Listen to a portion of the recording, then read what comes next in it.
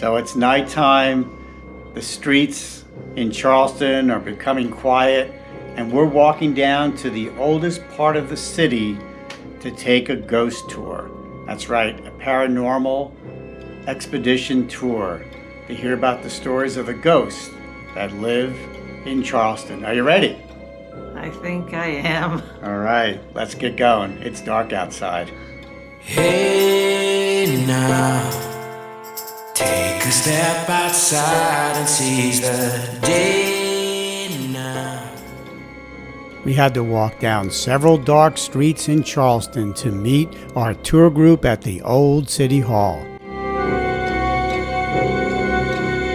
And Sue was not happy. As we venture down, there's less and less people.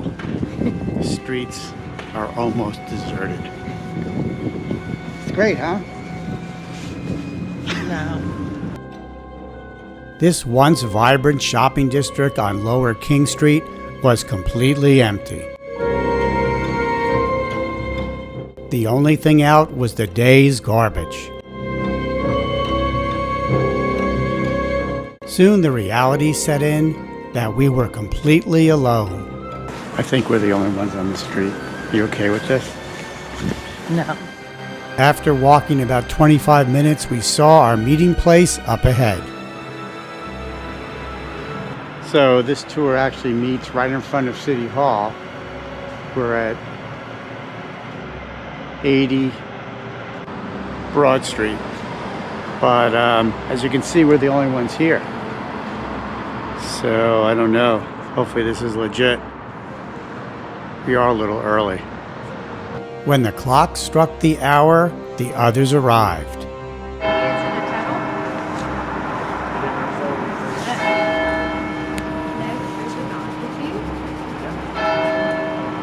And our ghost tour began. Our first stop was the Mills House Hotel. Back during the Civil War, this hotel was a meeting place for the Confederate soldiers until it was severely damaged by a fire in 1861. Since then, workers and guests have seen ghosts of Confederate soldiers wandering the halls trying to put out the fire. Our next stop was at a restaurant called Poogan's Porch. Back in the early 1900s, this was the home of two unmarried sisters, Zoe and Elizabeth.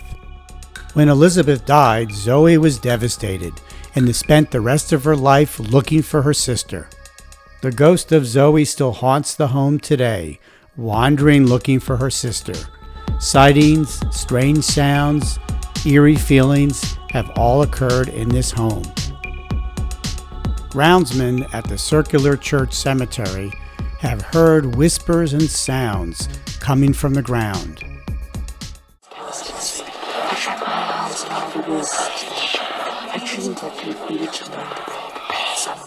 It's thought that many were unknowingly buried here alive, and their spirits are still trying to get attention today.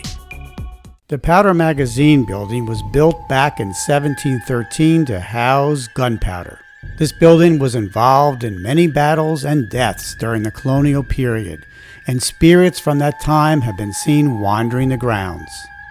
Now, one person in our group had an EMF detector, which can pick up the energy from spirits. It was green the entire tour except when we were outside the Powder Magazine building. As soon as we arrived, the second yellow light began to flash and then became steady, indicating that spirits were nearby. Another haunted location is Philadelphia Alley. This was the site of many duels back in colonial times, and supposedly the spirits of those people still haunt the alley today. The sound of whistling, gunshots, and the sensation of being nudged out of the way have all been reported here.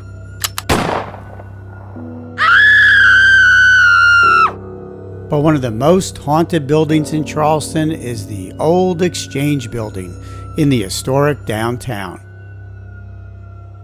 Its basement was used as a dungeon to house prisoners, especially during the American Revolution when the British held Charleston for 2 years. Conditions were terrible, food was scarce, disease was rampant, and many who were here died. and the only friend that you had was your neighborhood rat. As a result, ghostly figures, the sound of rattling chains, and the sound of men moaning have all been seen and heard here. That was quite a tour.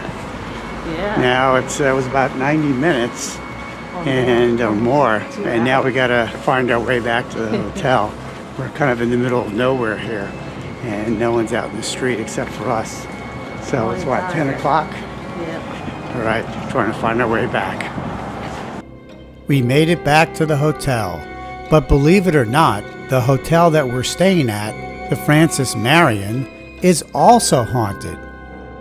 Shortly after the hotel opened in 1924, a young businessman named Ned Cohen came down to Charleston for business, but also to see his girlfriend. During that meeting, the young woman broke off the relationship, stating that her family would never agree. Distraught, the young man went to his room on the 10th floor.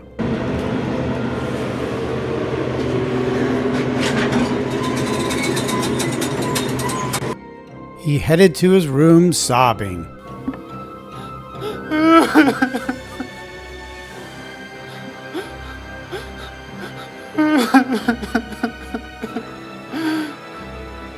He was staying in room 1010. He entered the room and then he opened the window. Standing on the ledge with a broken heart, he jumped to his death. Since that time, there have been reports of people hearing a man crying, seeing drapes move when there's no wind, and hearing rattling coming from the window. So, are these stories real? We'll never know for sure. That's right. Until next time, safe travels.